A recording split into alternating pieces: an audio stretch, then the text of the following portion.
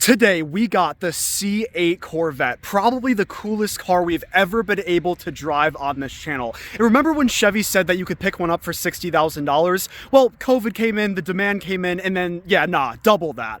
But now we're in 2024, and you can find these with around 40,000 miles on them for $65,000. It's becoming a deal, but is it really worth that price tag and all the hype this car gets? Let's go for a drive and talk about everything this car has to offer. So, the C8 Corvette, where do we even start? I think I know. Let's start with this right here.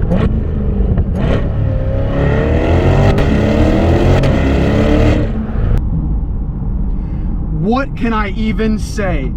The roar of that engine sitting right behind us. Yes, it actually does ruin visibility, but who cares? It's in the middle. This car has a 40-60 weight distribution, which allows for absolutely flawless launches and a real 3-second 0 to 60 time. This is a car where I would be confident pulling up to any red light, and I'm sorry, but other than like a Tesla Plaid or a 911 Turbo S, I would be confident that this thing would absolutely smoke them. Sure, this car only makes 490 horsepower, but that 490 horsepower is all sent to the rear wheels, and you would think, hey, there's no way this thing grips perfectly, right?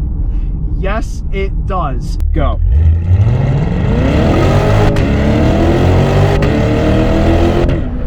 And the reason for that is because all of the weight's sitting in the back, but this car only weighs 3,360 pounds. So whatever the engineers did when creating this car blows minds. And one second, sorry. Oh my gosh. This is also the perfect road car, by the way. When you run through first, second, and third gear, those are the best gears to run through. But as soon as you hit fourth, the car dies off quite a bit. It does not become anywhere near as much fun. Hello. Oh, did he like it or no? I don't know what that was. I think he may be jealous. I'm not sure. I wish this was my car. I'm jealous. But anyway, so yeah, as soon as you hit fourth gear, I mean, first of all, it takes a lot longer to reach the red line, and you're just not being thrown back in your seat as much as you'd like to. But you know, again, you're already at like 80 miles an hour once you're going that speed. So, everyone's looking at us now and giving us little waves or remarks. Here we go. And okay, while we're on that point, that's another thing about this car. It has the sexiest exterior design ever. It is so mistakable for a $250,000 supercar to anyone who does not know cars. When this thing first came out and I saw this coming in at a distance, like, you know, if I was in my car and I saw this thing coming down, I'll be like, oh, it's a McLaren. Wait, no, it's a C8 Corvette. The front end, the back end, the side, give me an angle of this car that is not beautiful looking. I can't think of one. It is pretty funny if you ever ride in one of these or drive one of these. Every single well, some people won't look, but I would say like 80% of people will stare at you. Everyone on the road will wave or say hi. Both of those people were saying something. I'm not sure what they were saying, but they were saying something. And that is just another huge thing about this car. Now, some people may not like that sort of flashy look, but if you buy a sports car, I mean, chances are you'll like the flashiness, and this thing gives you all of it for the price tag of $65,000. And the exterior design is not just for looks. This thing has incredible aerodynamics, incredible room for cooling. The huge body panel on the side is your, looks like you don't even have a door handle, but the door handle is right under that panel. And then under that panel is also a ginormous air intake, which feeds air right through there and into the engine bay, and you have several more heat extractors or air vents on the very top of the engine bay, which just once again add to the design of the back end of this car. And speaking of the back end, the tail lights, those LED tail lights, the headlights are also LEDs, they're so sharp. Huge improvement. I guess that's based on your own personal opinion, but I think that it is an incredible step up design wise from the C7 Corvette.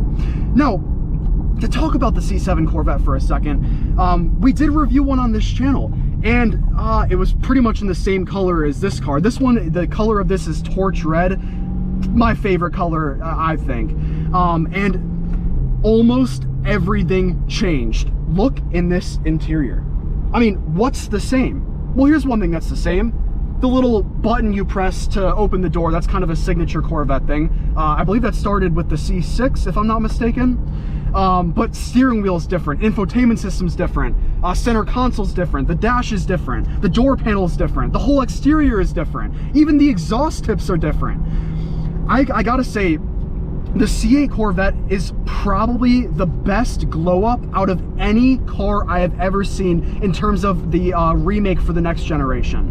I was very impressed with the Mustang GT from the S550 to the S650, but this one blows that out of the water.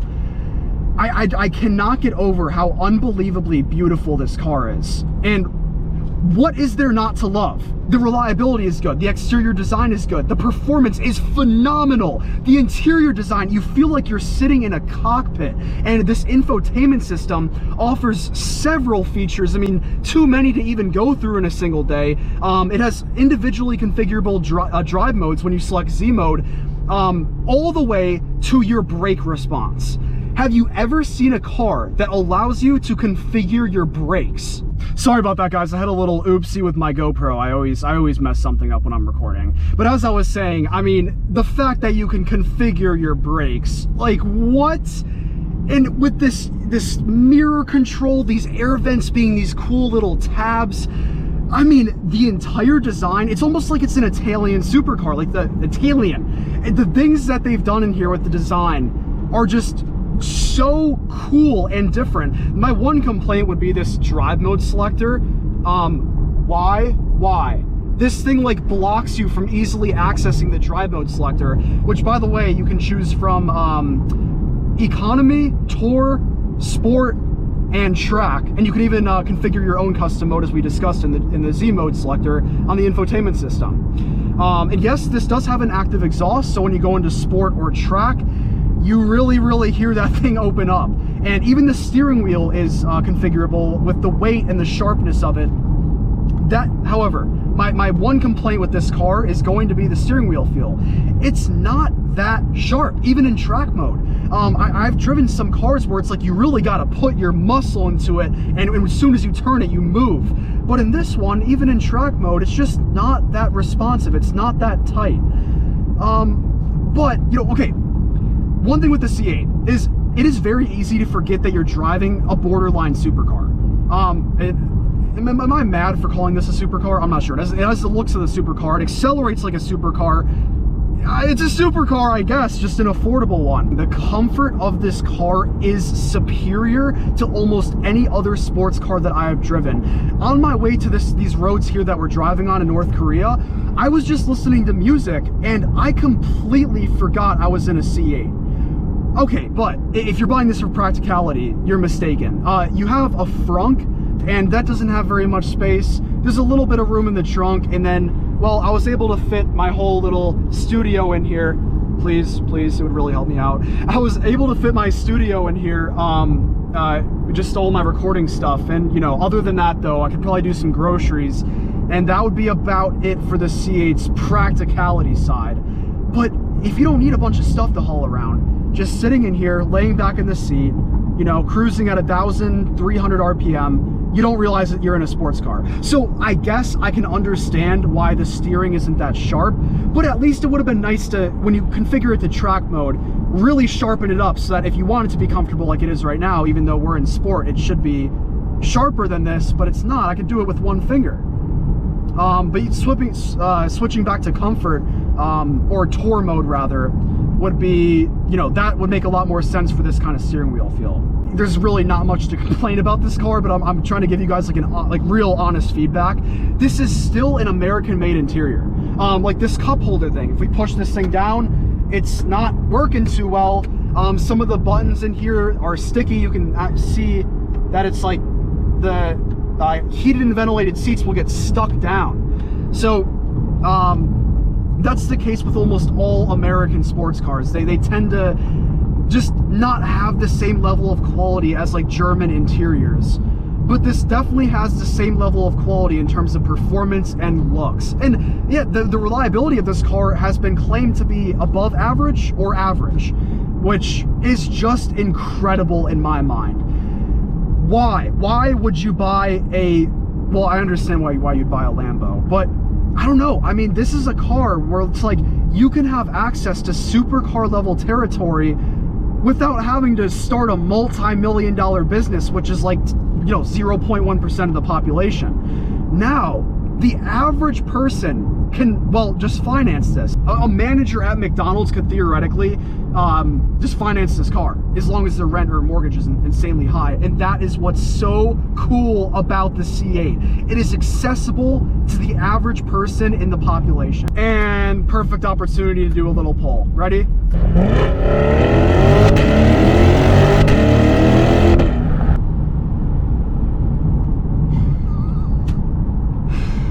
What can I even say? Oh my gosh. Another huge thing is just that roar from the V8. Okay, let me make another complaint. The downshifts are not that exciting.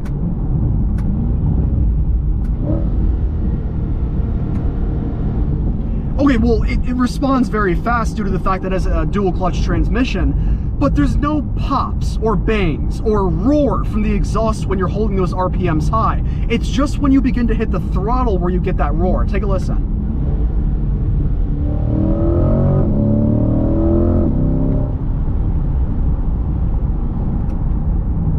But, I don't care. I mean, again, anything that's wrong with this car, there are so many benefits or just so many reasons to buy a C8 that make the reasons not to buy a C8 seem absolutely absurd. And so, oh, we gotta make this, we gotta make this, we gotta make this. That was green, by the way. It was yellowish green. 490 horsepower, supercar looks, dual clutch transmission, 0 to 60 in 3 seconds, exceptional design, sound, mid-engine car, $65,000, an interior that replicates an Italian exotic. Oh my gosh. I'm gonna ask the owner if I could maybe have this car for free. And big thank you to H&H Rentals in Charlotte, North Carolina for helping to make this video possible. Check out their Instagram, I put the link in the description. That's everything you need to know about the C8. Let me know your thoughts on this, and do you think this is one of the greatest glow ups of all time from, like a C7 to a C8 out of any other cars on newest generation? Because I definitely do. They really risked a lot of the Corvette heritage. No more hood that opens up the reverse way. I forgot what that's called, the technical term for it. But, it doesn't matter. It doesn't matter. Everything about this car has been one of the greatest steps up of all time. So yeah, guys, let me know what you think. Thank you so much for watching, and make sure you check out the review of this car as well. Love you guys, and I'll see you in the next one. Peace.